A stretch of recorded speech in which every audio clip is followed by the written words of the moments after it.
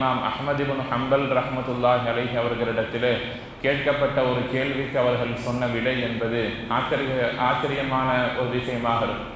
இமாம் ஹம்பலி ரஹ்மத்துல்லாஹி இடத்திலே கேட்பார்கள், ஒரு முஃமின் எப்பொழுது நிம்மதி பெருமூச்சு விடுவான், எப்பொழுது அவன் நிம்மதியான ஒரு நிலையை அடைவான் என்று கேட்ட பொழுது இமாம் ஹம்பல் ரஹ்மத்துல்லாஹி அலைஹி சொல்வார்கள், ஒரு முஃமின் எப்பொழுது சுவர்க்கத்தில் காலடி எடுத்து வைக்கிறானோ அப்பொழுதுதான் அவன் நிம்மதியானவனாக கருதப்படுகிறான் என்று சொன்னார்.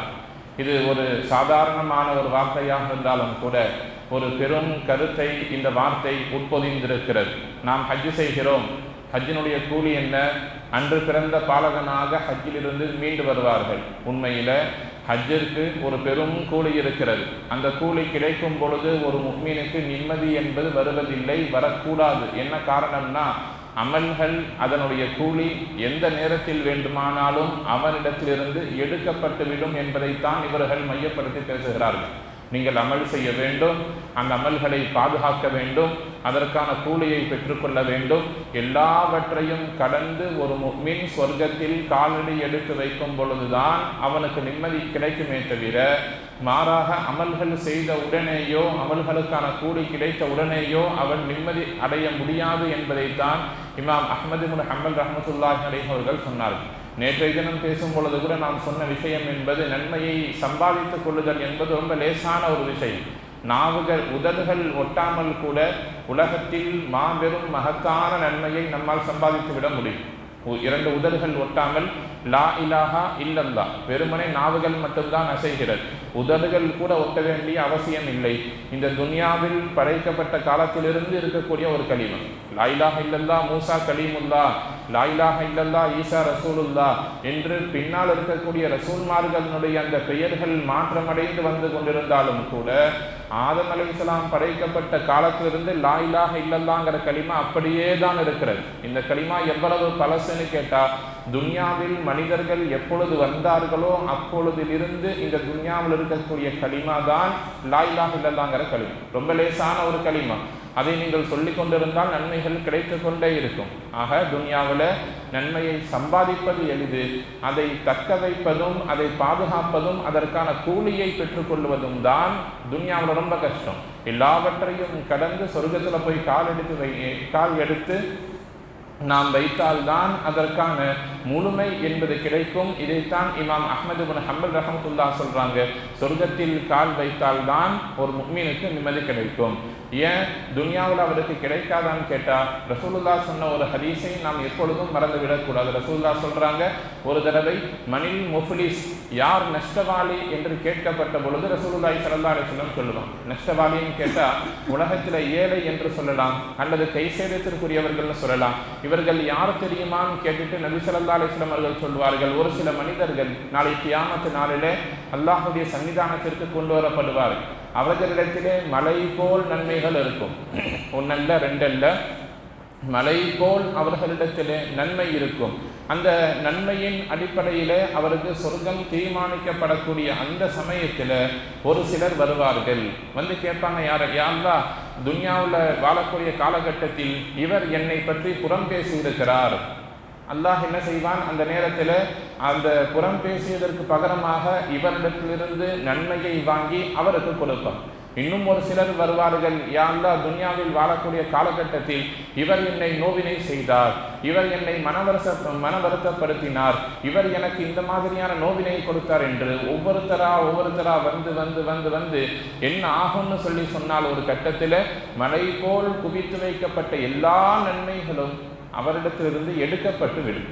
கடைசியில் இன்னும் மக்கள் முடிந்திருக்க மாட்டார்கள். இன்னும் ஒரு சிலர் வருவாங்க, யா அல்லாஹ் இவர் துன்யாவில் வாழக்கூடிய காலகட்டத்தில் எனக்கு இவ்வாறு செய்தார், அதை செய்தார், இதை செய்தார். அவர்கிட்ட எடுப்பதற்கு நன்மை இருக்காது. அல்லாஹ் என்ன செய்வான்னா, யார் பாதிக்கப்பட்டார்களோ அவர்களுடைய பாவங்களை வாங்கி இவருடைய தலையில் சுமத்துவான். அப்படி நிலைமை மாறி என்ன செய்யும்னா, மலை போல் நன்மையை குவித்து வந்தவர் மலை போல் பாவத்தை சுமந்து கொண்டு நின்றிருப்பார். அந்த நேரத்தில் நன்மையை வைத்திருந்தவர் பாவங்களை சுமந்து நரகம் செல்லுவதற்கு தயாராகுவார். ரசூலுல்லாஹ் சொல்றாங்க, இவர்தான் முஃப்லிஸ். என்ன காரணம்? அவர் சம்பாதித்த நன்மை அவருக்கு கை கொடுக்கவில்லை. அவருக்கு ஒருபோதும் அந்த நன்மை பிரயோஜனம் தரவில்லை. எனவே துனியாவில் வாழக்கூடிய காலகட்டங்களில் நாம் நன்மைகள் செய்வது ஒரு புறம் என்று சொன்னாலும் கூட எந்த ஒரு நன்மையையும் லேசாக நினைத்து விடாமல் இருப்பதும் ரொம்ப அவசியம். அந்த நன்மையை பாதுகாப்பதும் அவசியம்.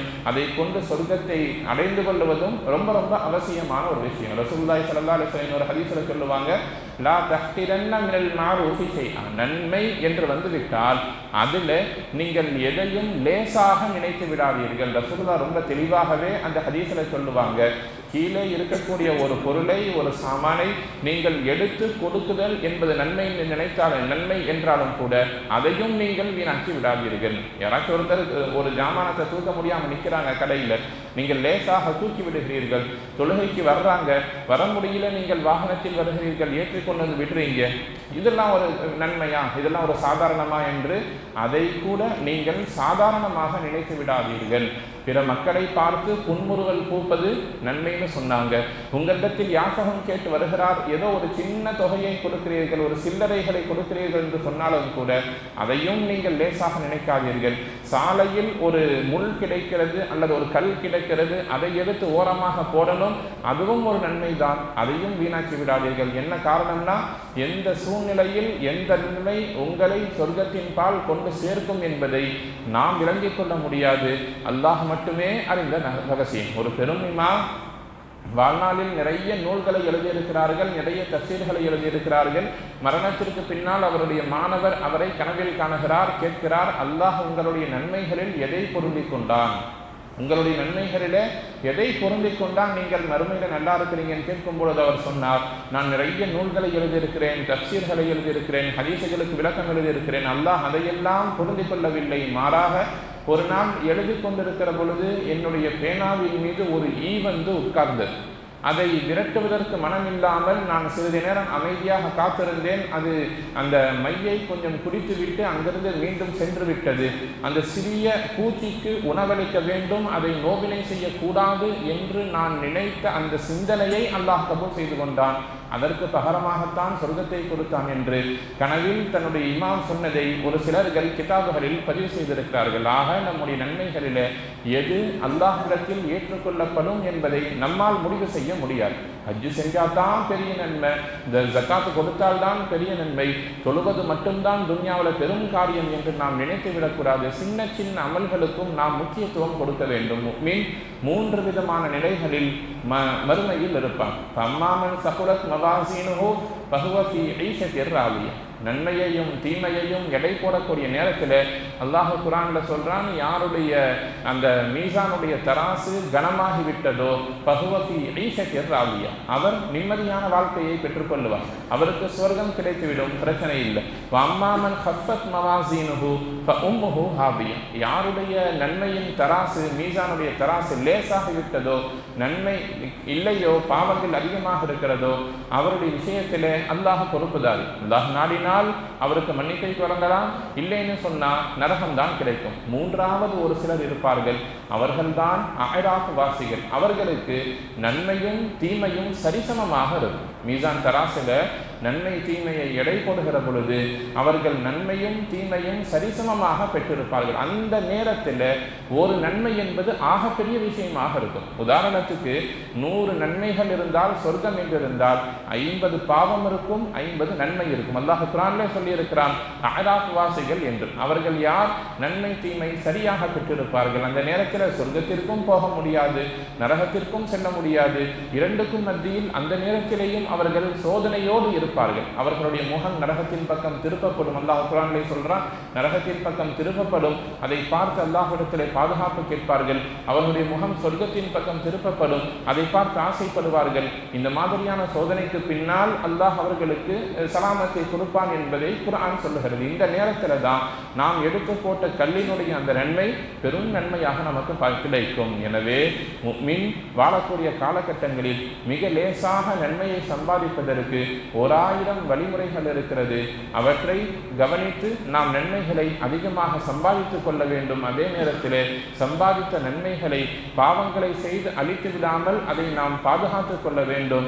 அந்த நன்மைகள் இறைவனால் பொருந்திக் கொள்ளப்பட்டு நாளை மறுமையிலே அதற்கான கூலியும் கிடைக்க வேண்டும். அந்த கூலியை பெற்று ஒரு முஃமின் சொர்க்கத்தில் கால் எடுத்து வைக்கும் பொழுதுதான் அவன் சந்தோஷமானவனாக நிம்மதியானவனாக ஆக முடியும் என்பதை மேலே சொன்ன அந்த வரலாற்றில் நாம் அஹ்மது இப்னு ஹம்பல் ரஹ்மத்துல்லாஹி அலைஹி அவர்கள் நமக்கு பாடமாக சொல்லித் தருகிறார்கள்.